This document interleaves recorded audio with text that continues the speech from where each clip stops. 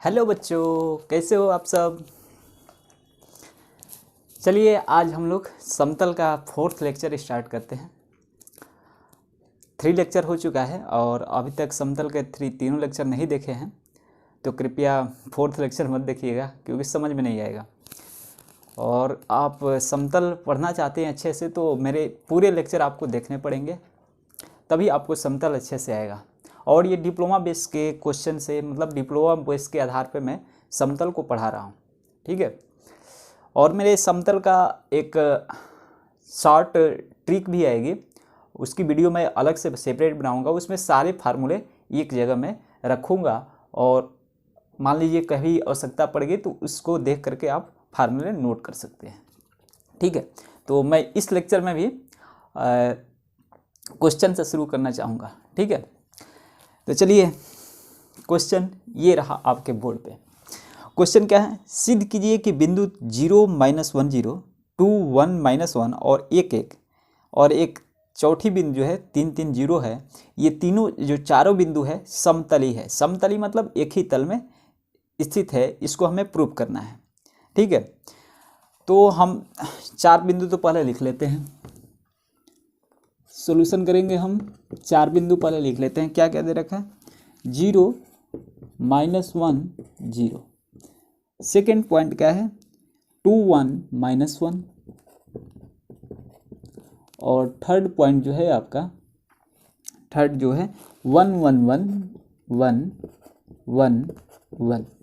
और फोर्थ क्या है, फोर्थ जो है 3, 3, 0। ये इसको हमें दिखाना है कि ये तीनों जो बिंदु है, तीनों पॉइंट है, वो एक ही तल में स्थित हैं, ठीक है। तो हम क्या करेंगे कि मानेंगे कि कोई समतल का समीकरण कोई मानेंगे, व्यापक समीकरण हमने बताया था आपको कि x + by + cz + d = 0। और उस समीकरण को मान करके और उसको 3 पॉइंट से उसको संतुष्ट करेंगे। 3 पॉइंट से संतुष्ट करेंगे तो वहाँ पर a, b, c का वैल्यू निकल जाएगा, ठीक है। a, b, c का वैल्यू निकल जाएगा यहाँ से। और जब निकल जाएगा तो उससे एक इक्वेशन बनेगा, फिर उसको पुट करेंगे व्यापक समीकरण में और उससे इक्वेशन जो बनेगा उसमें ये चौथे वाले को संतुष्ट करा देंगे। चौथे वाले को अगर संतुष्ट करा देते हैं और वो सेटिस्फाइड हो जाता है तो हम कहेंगे कि ये जो तीनों चारों पॉइंट जो है एक ही समतल में स्थित है। नहीं समझ में आया, चलिए मैं आपको करवा दे रहा हूँ, ठीक है। तो लिखेंगे कि माना समतल का व्यापक समीकरण, समतल का समीकरण लिखो भैया, समतल का समीकरण ax + by + cz + d = 0 है। इतनी बातें समझ में आई, ठीक है।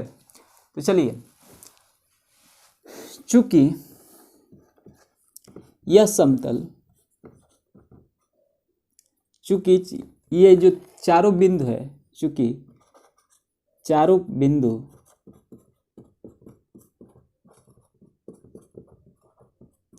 इस समतल में स्थित है, इस समतल मतलब इसमें स्थित है, इस समतल में स्थित है। जब स्थित है तो हम क्या करेंगे ना कि ये 3 पॉइंट जो है इसको संतुष्ट करेंगे, इसमें संतुष्ट करेंगे तीनों पॉइंट को। चलिए संतुष्ट कराते हैं। 0, -1, 0 रखने पर, 0, -1, 0 रखने पर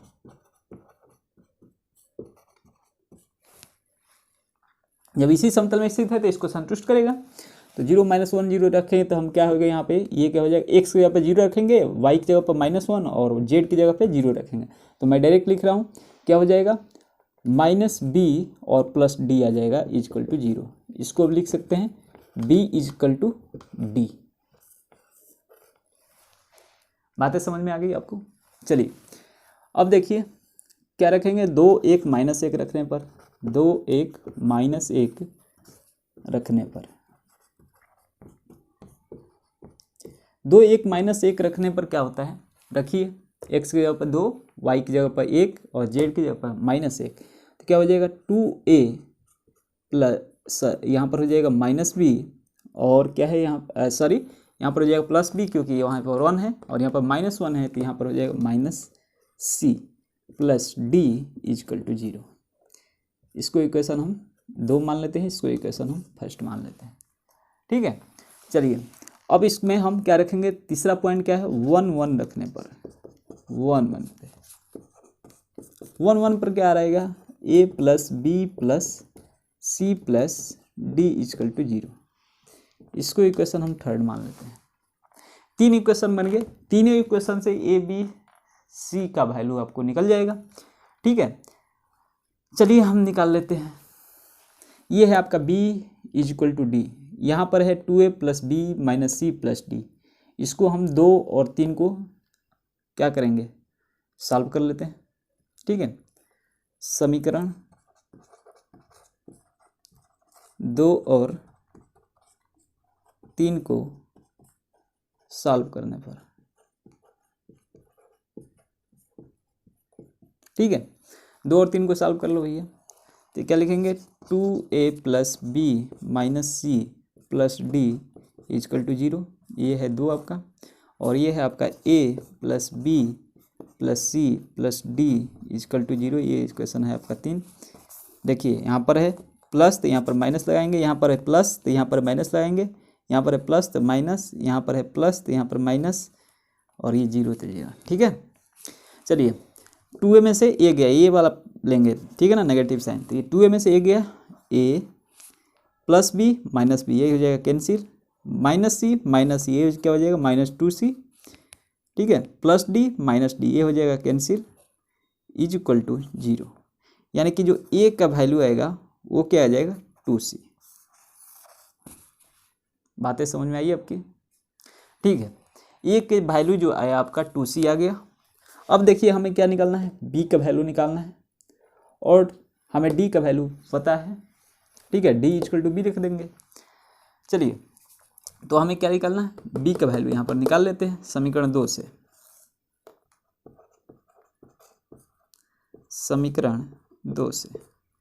समीकरण 2 से हम क्या करेंगे, b का वैल्यू निकालेंगे।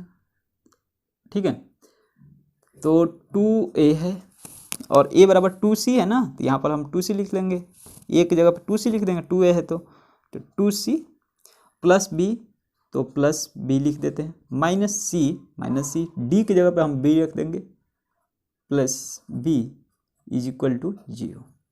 2 इंटू 2c यानी कि that simply 4c plus 2b minus C is equal to 0। ये इक्वेशन हो गया आपका, फोर्थ मान लेते हैं। ठीक है, अब हम इसको, फोर्थ हो गया ये, यहाँ से भी c का वैल्यू हमें पता नहीं है, और ये इसके लिए भी हमें 2 पॉइंट निकालना है, इसमें b का और c का वैल्यू। तो हम यहाँ पर c को घटा लेते हैं, ये भी तो कर सकते हैं ना, 4c में से c गया, ये हो जाएगा 3c is equal plus 2b is equal to 0। तो यहाँ से अगर हम b का वैल्यू निकालें तो क्या हो जाएगा, b इजकल टू -3c/2। 3 बातें निकल गई, d का वैल्यू निकल गया, b का वैल्यू निकल गया, और 1 का वैल्यू निकल गया। ठीक है, ये सारी बातें आपको समझ में आई कि नहीं आई? ना मैं समझ रहा हूँ कि आपको आ गया होगा, और जितना b है उतना ही d है, तो d बराबर भी लिख सकते हैं -3c/2, क्योंकि जितना d है उतना b है। इतनी बातें समझ में आई। अब हम क्या करेंगे, ए बी डी का वैल्यू हम इसमें रख देंगे, इस इक्वेशन में रख देंगे। तो देखिए क्या होता है, इस इक्वेशन में रखते हैं तो क्या होता है, यहाँ पे ए का वैल्यू रखिए, ए बराबर क्या है 2c, तो लिखेंगे हम 2cx। ठीक है, b बराबर क्या है -3c/2, तो -3c/2 इंटू वाई हो जाएगा। और c का वैल्यू क्या है आपका, c का वैल्यू हमें नहीं लिखना है क्योंकि सारे में c आ रहे हैं। ठीक है ना, तो प्लस c कट जाएंगे। ठीक है, और d का वैल्यू क्या है -3c/2, यानी कि d का वैल्यू क्या हो जाएगा, c और z है ना, सॉरी c इंटू जेड, और ये हो जाएगा -3c/2 इजकल टू 0। इतनी बातें आपको समझ में आई कि नहीं आई? चलिए, तो c सब में है तो c कॉमन ले लेंगे, तो c सब में से कट जाएगा। ठीक है, तो अगर देखें इसको तो क्या हो जाएगा 4x हो जाएगा, -3y हो जाएगा, और क्या हो जाएगा +2z हो जाएगा, और -3 हो जाएगा बराबर 0। ये इक्वेशन 5 हो गया। 3 पॉइंट को संतुष्ट कराया, 3 पॉइंट को संतुष्ट कराया, ये इक्वेशन हमें प्राप्त हुआ। अब हम इस पॉइंट को इसमें संतुष्ट कराएंगे। अगर ये संतुष्ट कर गया तो ये चारों पॉइंट क्या होंगे, एक ही समतल में स्थित होंगे, और यदि संतुष्ट नहीं करा तो ये चारों पॉइंट समतल में स्थित नहीं होंगे। तो चलिए हम देख लेते हैं। अब बिंदु 3, 3, 0 को समीकरण 5 में रखने पर, इक्वेशन हम 5 में रखेंगे। चलिए रख लेते हैं। x की जगह पर 3 और y की जगह पर 3 और z की जगह पर 0 रखेंगे। चलिए LHS ले लेते हैं, या फिर जैसे ही कर लेते हैं, ऐसे ही सिंपल रख लेते हैं। 4 इंटू एक्स की जगह पर 3 तो 4 इंटू 3 हो जाएगा, -3 इंटू एक्स की जगह पर 3 तो 3 into 3 plus 2 into Z, 2 into Z यानी कि जेड की जगह पर 0 है तो 2 इंटू 0 हो जाएगा, -3 = 0। बातें समझ में आ रही है इतनी? ठीक है। चलिए ये क्या हो जाएगा, 4 इंटू 3 यानी कि 12, -3 इंटू 3 क्या हो जाएगा 9, प्लस 2 इंटू 0 ये हो जाएगा 0, -3 तो -3 = 0। डेट सिंपल क्या हो जाएगा 12 माइनस -9 -3 -12 = 0। 12 में से 12 गया 0, 0 बराबर 0, यानी कि LHS बराबर RHS। ये बात तो समझ में आई। जब LHS बराबर RHS हो गया, इसका मतलब कि अतः यह जो चारों बिंदु है, अतः चारों बिंदु क्या है, एक ही समतल में स्थित है। अगर ये LHS बराबर RHS नहीं आता तो चारों बिंदु एक ही समतल में स्थित नहीं होते। अतः चारों बिंदु एक ही समतल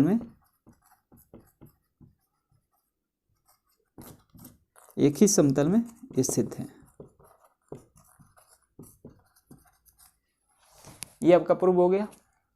इस टाइप का क्वेश्चन आता है आपके डिप्लोमा एग्जाम में। ठीक है, चलिए आप नोट कर लीजिए इसे, और इसके बाद मैं एक और प्रॉब्लम सॉल्व करवाऊंगा जो कि डिप्लोमा 2010 में आ चुका है।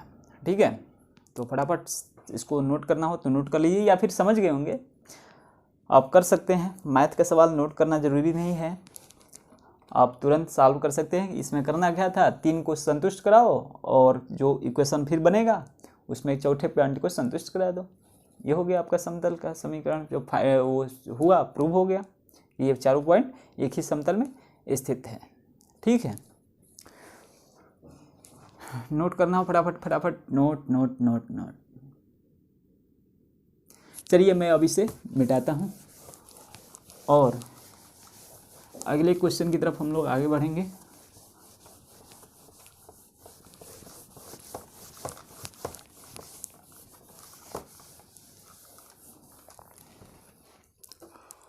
ठीक है, तो अगला क्वेश्चन जो है आपका ये रहा आपके बोर्ड पे। बोर्ड पे क्या है, एक समतल निर्देशांक अक्षों को ABC बिंदुओं में इस प्रकार मिलता है कि त्रिभुज ABC का केंद्रक बिंदु PQR है। सिद्ध कीजिए कि समतल का समीकरण x/p + y/q + z/r = 3 है। ठीक है, यही हमें प्रूव करना है, सिद्ध करना है। ठीक है, और ये क्या है, बिंदु इस प्रकार मिलता है कि त्रिभुज ABC का केंद्रक बिंदु PQR है। कोई बात नहीं, हम प्रूव करेंगे, सिद्ध करना है। हाँ। चलिए पॉइंट क्या दे रखा है, PQR, और सिद्ध क्या करना है, x/p + y/q + z/r = 3। तो हम मानेंगे समीकरण, समतल का अगर समीकरण मानना है तो हमें मानना पड़ेगा कि x/a + y/b + z/c + dz/c = 1 हमें समीकरण मानना पड़ेगा, क्योंकि मैंने एक बताया था आपको। ठीक है, तो लिखेंगे कि हम सॉल्यूशन में इसके माना कि समतल का समीकरण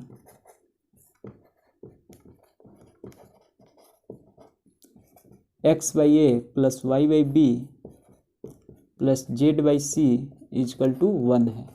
ये भी एक समतल का समीकरण है। ठीक है, अब देखिए यहाँ पे अगर ये त्रिभुज एबीसी के केंद्रक पर बिंदु पी क्यू आर है, तो अगर केंद्रक के उसके अक्षों की बात करें, अगर अक्षों की बात करें तो यहाँ पर ए 0 0 हो जाएगा और बी वाला जो है पॉइंट उसका 0 भी 0 हो जाएगा और सी जो होगा 0 0 सी हो जाएगा। चलिए, तो ये समतल का इतना है, तो हम लिखेंगे समतल, इसको पॉइंट इक्वेशन 1 मान लेते हैं। तो लिखेंगे कि समतल एक जो निर्देशांक अक्ष है, जो त्रिभुज का जो निर्देशांक अक्ष है, निर्देशांक अक्ष पॉइंट ए क्या है, ए 0 0 मैं बताया था इसे इस तरह से। बी क्या है 0 B 0 और सी क्या है, सी जो है आपका 0 0 C। समझ में आ गया होगा। चलिए, ये जो है C 0 0 ये त्रिभुज है, त्रिभुज का ये अक्ष का निर्देशांक है और इसी पर ये क्या होता है, इसी बिंदु पर वो मिलता है। ये जो है समतल जो है इसी बिंदु पर मिलता है। तो अक्ष इतने बिंदुओं पर मिलता है। बातें समझ में आ गई। चलिए, जब ये मिलता है तो त्रिभुज एबीसी के अगर हम केंद्रक की बात कर ले, तो केंद्रक कैसे निकाला जाता है, तो हम लिखेंगे कि त्रिभुज ABC, ठीक है, के केंद्रक का निर्देशांक हमें ज्ञात करना है। पहले केंद्रक का निर्देशांक ज्ञात करना है, तो क्या लिखेंगे, केंद्रक का निर्देशांक ज्ञात करना हो तो हम क्या करते हैं, x1 + x2 + x3/3 कर लेते हैं। x का केंद्रक जो हो गया x अक्ष वाला, y अक्ष वाला क्या होता है, y1 + y2 + y3/3 है। ये 3 पॉइंट है ए बी, तो ये हो जाएगा x1 x2 x3, y1 y2 y3, z1 z2 z3। यही हम कर लेंगे। इसी तरह z निकालें तो क्या हो जाएगा, z1 z2 + z3/3। इतनी बातें समझ में आ गई। चलिए, तो हम केंद्र का निर्देशांक निकाल लेते हैं। इसी तरह हम अगर केंद्र का निर्देशांक निकालें तो जो सेंटर जो होगा आपका क्या हो जाएगा, 1/3 कर लेंगे और क्या हो जाएगा, a + 0 + 0, यही तो होगा, x1 + x2 + x3, a + 0 + 0। इसी तरह सेकेंड वाला क्या हो जाएगा, 1/3 0 + b + 0। इसी तरह तीसरा जो होगा वो z अक्ष वाला 1/3 0 + 0 + c। ठीक है, ये आपका पॉइंट हो गया केंद्रक का। यानी कि इसको हम लिख सकते हैं क्या, 1/3 लिखेंगे, यहाँ पर a/3 हो जाएगा, यहाँ पर हो जाएगा b/3 और यहाँ पर हो जाएगा c/3। ये आपका केंद्रक का निर्देशांक हो गया। ठीक है, केंद्रक का निर्देशांक अगर हमें पता चल गया, और केंद्रक का निर्देशांक क्या दे रखा है, बिंदु पी क्यू आर है। क्वेश्चन में पढ़ो, केंद्रक का निर्देशांक बिंदु पी क्यू आर भी है। तो केंद्रक का निर्देशांक दे रखा है अकॉर्डिंग टू क्वेश्चन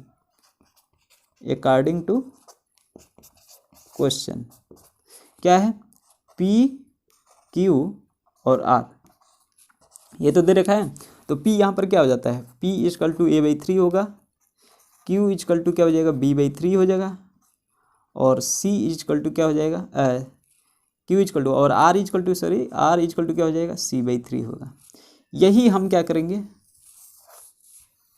यही यहाँ से हम a का वैल्यू निकालेंगे, a का वैल्यू यहाँ से निकाल लेते हैं। a का वैल्यू a बराबर क्या हो जाएगा, यहाँ से a बराबर 3p, b बराबर 3q और c बराबर 3r। बातें समझ में आई। अब यही क्या करेंगे, हम इसमें पुट कर देंगे, इस इक्वेशन में पुट कर देंगे, आपका प्रूव हो जाएगा। ठीक है, कैसे प्रूव होगा, देखिए सिंपल सा क्वेश्चन था, कोई वो इतना बड़ा नहीं था और यही 5 नंबर का क्वेश्चन आता है। ठीक है, x/a, एक जगह पर क्या लिखेंगे 3p, x/3p plus y by B, B की जगह पर क्या लिखेंगे 3q, तो y by 3q plus z by C, C की जगह पर क्या लिखेंगे 3r, तो z by 3r is equal to 1। ठीक है, यहाँ पर 3 कॉमन ले लेते हैं, तो 1/3, ठीक है 1/3, तो क्या हो जाएगा यहाँ पर x/p plus y/q plus z/r is equal to 1। That simply क्या लिखेंगे x/p, क्रॉस मल्टीप्लिकेशन कर दो, y/q plus z/r is equal to 3 हो जाएगा।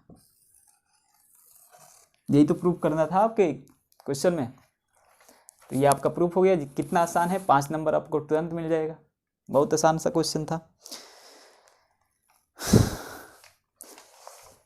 तो चलिए इसको नोट कर लीजिए। फ्रेंड्स मिलते हैं अगली वीडियो में, तब तक के लिए धन्यवाद। जय हिंद।